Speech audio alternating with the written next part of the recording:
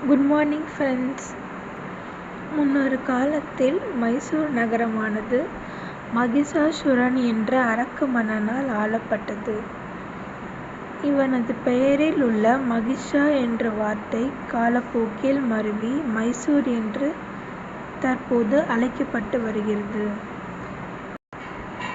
பெண் தெய்வமான சாமுண்டீஸ்வரி மகிஷாசுரனை வதம் செய்து அந்த ஊர் மக்களை அரக்கனிடமிருந்து காப்பாற்றியதால் காவல் தெய்வமாக மைசூர் நகரத்திலேயே தங்கிவிட்டாள் என்கிறது வரலாறு.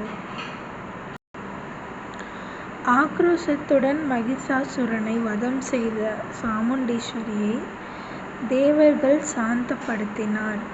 சாமுண்டீஸ்வரியின் உருவத்தை மார்க்கண்டேய மகரிஷி 8 கரங்களுடன் வடிவமைத்து அன்னையின் திருவுருவத்தை மலைப்பகுதியில் அமைத்தார். இந்த கோலத்தில்தான் இன்றும் கூட சாமுண்டீஸ்வரி அனைவருக்கும் காட்சி தருகிறாள். சிவன் அளித்த வரங்கள் எல்லாம் தீமையை எண்ணி வரம் வாங்குபவர்களுக்கு அழிவு நிச்சயம் என்பதை நமக்கு கூறுகின்றது. அந்த வகையில் மகிஷாசுரன் என்ற அரக்கன் சிவபெருமானை நோக்கி ஒரு தவத்தை மேற்கொண்டான்.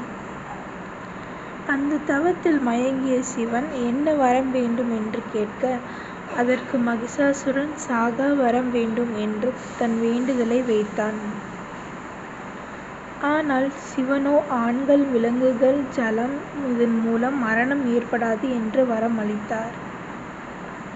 இதற்கு என்ன அர்த்தம்? இது மூன்றும் இல்லாத ஒன்றால் அவன் வதம் செய்யப் போவது நிச்சயம் என்பது நமக்கு புரிகிறது.